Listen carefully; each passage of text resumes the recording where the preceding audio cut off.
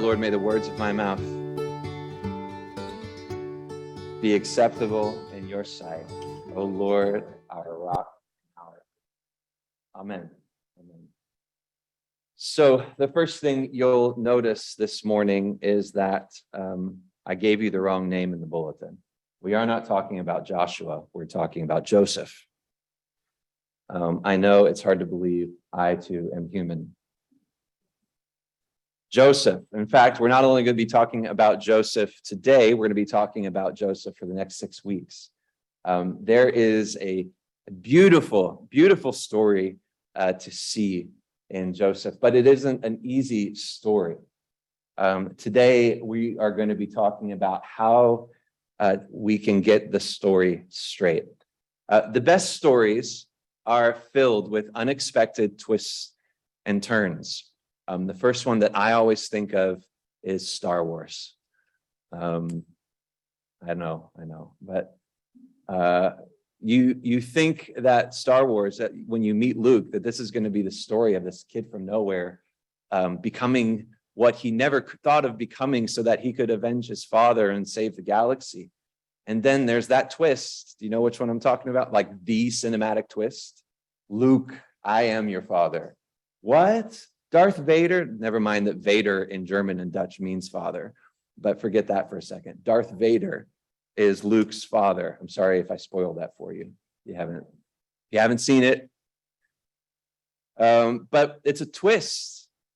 And you can't stop watching, though, or you can't stop reading when the plot takes a twist that you didn't see coming and you don't like. What was Luke's response to Luke, I am your father? No. What if we stopped watching then? What if we stopped reading? What if we stopped paying attention when the story goes the way we don't want it to go? We get the story wrong when we stop in the middle. If you stop when it takes a turn that you don't like, then you miss, you're assuming that you know the ending. And we'll always get that wrong. How many of us, though, when the story of our lives takes an unexpected or unwanted twist, we become so confident about how the ending will turn out. We say, I'm always going to feel the way I feel right now. We say, this will never get any better. This unexpected twist has changed things. It's always going to be this way. We say nothing could ever change this. But we get the story wrong, remember, when we stop in the middle. So Joseph, here's Joseph. He's stuck with the story of his life as it was being written. And he held on to faith in the middle of the most hopeless and heartbreaking circumstances. I want to introduce you to Joseph. Joseph, son of Jacob, son of Isaac, son of Abraham. Those are probably familiar names to you. Abraham, the father of the faith. His son Isaac, born to him in his old age, an impossible situation, a gift of God. And Isaac's two sons, Jacob and Esau, and Jacob. There he is. These stories of Abraham, Isaac, and Jacob, they're also filled with faith in impossible circumstances. And if you ever thought that people of faith were very pristine and put together, always well-mannered, and always made the right decisions, you just haven't read the story of these three guys. Abraham, Isaac, and Jacob made some of the biggest blunders I can't go. I'll go into a couple of them because they're just Abraham. He's traveling with his wife and they're going through a country, and a ruler comes and he thinks his wife is attractive. And what does he do? He says, no, that's my wife. No, he says, oh, that's just my sister. And then it comes to light that it was his wife. And then, he was all scared he was going to get hurt. I wonder what that conversation was like when Sarah got back home, his wife got back home. And you think that'd be enough, but Abraham actually did it again. He did it twice. This is the father of the faith, did this twice. His son Isaac didn't learn from his father's mistake because he did that with his wife too. And Jacob was a cheat, a trickster, a con artist that conned his way into some deep holes and then conned his way back out. And yet every time they failed forward, if you will. They held on to faith, even if they held on to it imperfectly. And the Lord honored that faith. And now here comes Joseph, the son of Jacob. He was the 11th of 12 sons, 12 sons that were given to Jacob by 4 women, all living in one household. This would probably be the perfect setting for a reality TV show in our day. 12 sons, 4 women, all living together. But this was more or less common during these days. Joseph, though, was the favorite son. He was the favorite son because he was born to Jacob in his old age, but he was also the favorite because he was the first son of his favorite wife, Rachel. And everyone hated Joseph because of it. These family dynamics were very interesting, to say the least, but Joseph was hated because he was favored. And how do we know he was favored? Well, when he was a young boy, Jacob, his father, made him a coat of many colors, a robe. This was not just a plain single piece of cloth that's easy to, cut I don't know how to make things, but I imagine you take a cloth and cut space for the head out and the arms, and there you have it. Right? That's how all of you quilters and knitters, that's how you do it. This was a coat of many colors. This was something for the wealthy. This was something that to walk up or to wake up in the morning and put that on and to walk out was to say, somebody with some money loves me. And he was hated because of it. And yet it seems like Joseph himself was like this starry-eyed and naive teenager walking around. And there he was, just enjoying dad's money, enjoying dad's favor. And we have no indication that he was spoiled. He just didn't know how good he had it, maybe. And he has this dream. And he tells this dream to his brothers, first of all. And the first one had to do with the sheaves that bowed down, that all of them, there was 12 sheaves and 11 of them bowed down to him. And then another dream just like it. He goes and tells them, and what did he think his response would be? Hey guys, so had this dream. Pretty sure it was from God. And one day you all are going to bow to me. He probably didn't say it with that kind of attitude. I don't think he did anyway. In our day, we don't bow before anybody, right? We're Americans. We bow for no one. But to bow in those days was a sign of honor. It was a sign of respect. You bowed before someone to whom you wanted to show honor. So perhaps Joseph had expected a loving response, maybe a little laughter, and the words, "Little brother, if God's plan for your life is to achieve such success that even your brothers would honor you, the guys who like slam you in the arm and wrestle you to the ground, or if even those brothers will honor you, I'll be the first to bow." Maybe that's what Joseph expected. But the reaction he got was actually quite different. In verse 8, we read that they say, "Are you really going to reign over us? Are you really going to rule us?" So they hated him even more because of this dream and what he had said. And like I said, after that, he had another dream just like it. And he got the same reaction from his brothers, except this time he also got the reaction from his fathers. His father said, "Am I and your mother and your brothers really going to come and bow down to the ground before you?" His brothers were jealous of him, but his father kept the matter in mind. For Joseph, these dreams had come into his life like a promise from God, like a sense of destiny and purpose. It seems that he was filled with this excitement. This is the story that God is writing in my life. Joseph, the dreamer.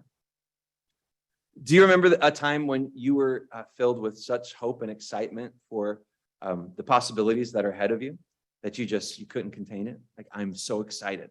Maybe it was before you went off to college. Maybe it was when you were starting that job you've always been looking for, but you're just like, man, sky's the limit. You remember feeling like that? Have you ever felt like that? No? Yes? No? You can be honest. I'm just looking for something here. Yes? No? Okay. I remember going off. I remember the day that I felt sure that the Lord was as calling me to go to the Netherlands. Man, another country. I have never been there before. I'm just so excited about everything that was ahead of me. Here's Joseph, and he's in that similar spot.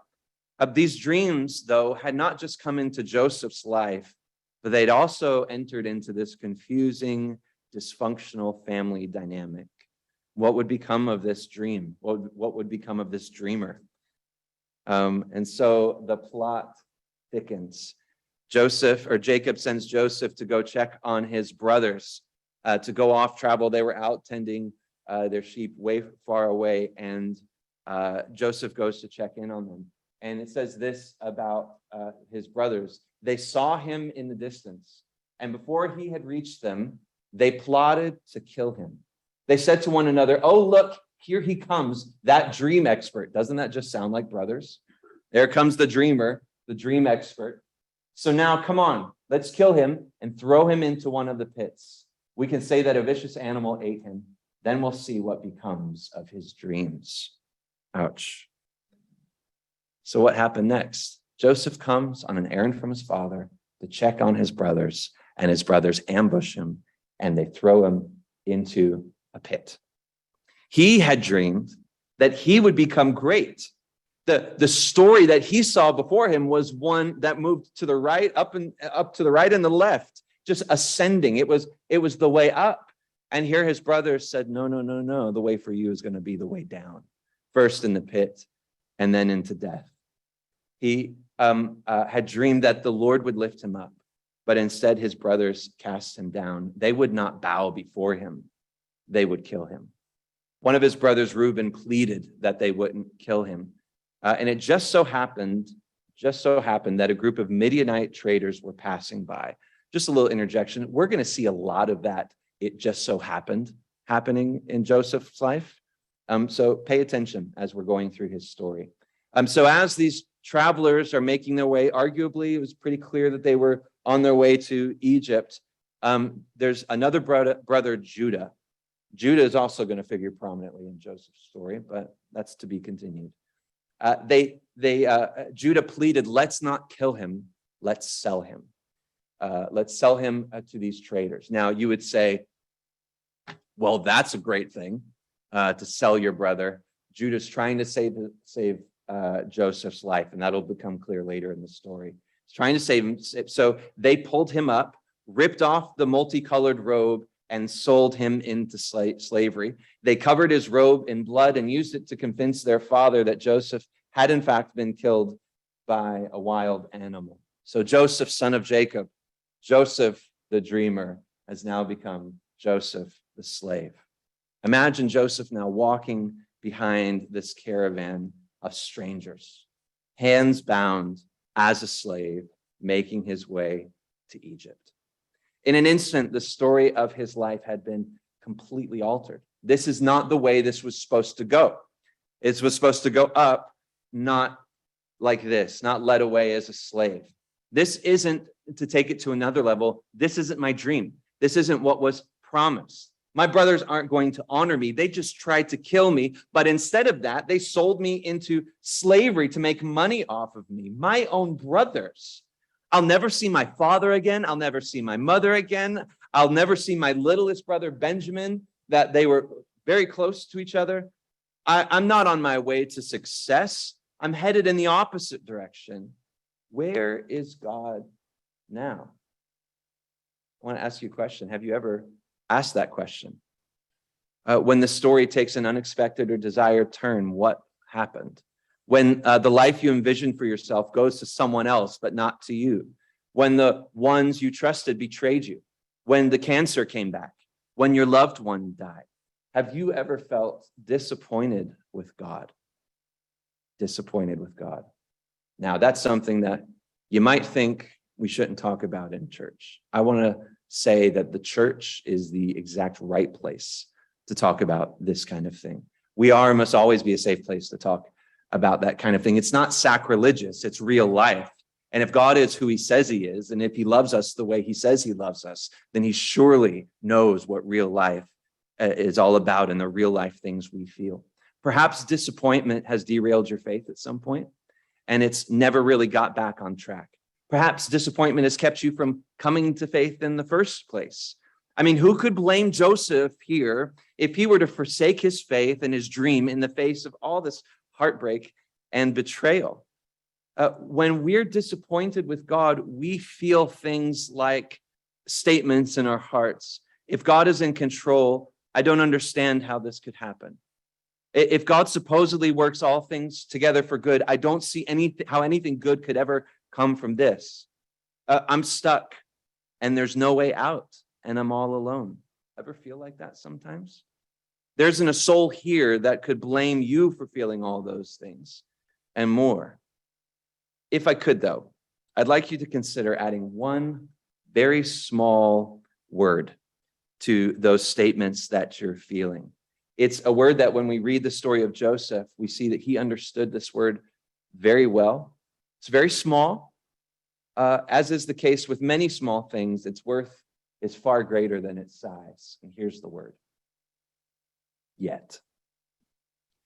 I don't understand. Yet. I can't see how. Yet. There's no way out. Yet. Disappointment assumes that this is where the story ends, that everything significant that could happen has already happened, and the way things are now are the way it's always going to be. Disappointment stops reading in the middle of the story because it can't see how what I once thought was true could somehow still be true in the middle of what the ancients called this dark night of the soul. But the word yet is a word of hope. It's an affirmation that even you cannot possibly see all ends. You can't possibly see how the story is going to turn out. It's yet is a word of hope that you don't necessarily have to feel, but the more that we say it, the more we acknowledge that the story isn't over yet, that the pen, if you will, is still in the author's hands. Now, that would be a really good place to end the sermon today. The next part is so good, I just can't wait till next week. Here's Joseph being led off into slavery. We have no dialogue from him. We don't see any words or we don't have any indication from the narrator what's happening in his mind. We know starting in chapter 39, which is where his story picks up again, that Joseph gets to Egypt as a slave and was purchased by a high-ranking official in Pharaoh's kingdom. And chapter 39, verse 2 says this. It starts this way. The Lord was with him. The Lord was with him. We're going to see some incredible things happen in Joseph's story in the next coming weeks. We're going to see that also that just because he landed in Egypt in a nice guy's house or a rich guy's house, that he was not out of the woods by any stretch of the imagination. In fact, things are going to get much worse before they get a smidge better. But at every turn in the story, both in the good parts and in the bad parts, this phrase returns. The Lord was with him. The Lord was with him. So as we start this journey through Joseph's story, I want you to know right here at the beginning that at the end of this story, we will see clearly what the story was all about. And it isn't about a young boy overcoming obstacles and pursuing his dreams against all odds. It isn't about that young boy getting revenge on his brothers for their treachery. This is the story of God's faithfulness to his promises. At every turn, the Lord was with him. At every turn, there was a divine hand guiding and arranging all the details. You're going to see symmetry in this story that is just, that surely there is a God, the way things just so happen to line up. When things seem to be at their worst, it's in that very moment that God was putting all the pieces into place. So I have another question for you. Do you know that God has made promises to you? Maybe you haven't had dreams of your sheaf being bowed down to by other sheaves. But nonetheless, God has made very clear promises to you. And I'm just going to rattle a few off for you. Isaiah 41, verse 10, do not fear, for I am with you. Do not be afraid, for I am your God. I will strengthen you. I will help you. I will hold on to you with my righteous right hand. Isaiah 26:3. You will keep the mind that is dependent on you in perfect peace, for it's trusting in you. John 16:33. I have told you these things so that in me you may have peace. You will have suffering in this world. Be courageous. I have conquered the world. James 1:5. Again, this is just a handful of a few promises. Now, if any of you lacks wisdom, he should ask God, who gives to all generously and ungrudgingly, and it will be given to him. 1 John 1:9. If we confess our sins, he is faithful and righteous to forgive us our sins and to cleanse us from all unrighteousness. Finally, Romans 8:28. We know that all things work together for the good of those who love God, who are called according to his purpose. So today, this part of Joseph's story reminds us that our story is still being written. The Lord is near to all who call on him. That's another promise from Psalm 145. Even when disappointment has settled in and you can't see a way forward, if you'll look, you'll see the Lord is with you. Your story will be the story, not of your struggles alone, but if you look to him, you will see that your story is of God's faithfulness to fulfill his promises, those promises and more in your life. So I just want to close with this blessing from Paul to the church in Ephesus. Now to him who is able to do above and beyond all that we ask or think, according to the power that works in us, to him be glory in the church and in Christ Jesus to all generations, forever and ever. Amen. Lord, we do give you praise and glory. We thank you, Lord, that you still have the pen in your hands. And Lord, I pray for anyone here who feels like they're in the middle of the story and they're not liking the direction that it's going in. I pray that your spirit would bring that small word strongly into their hearts. It's not done yet. The story isn't over yet. I can't see it yet, but I trust the one who's writing. I trust the one who's leading. We ask this in Jesus' name. Amen.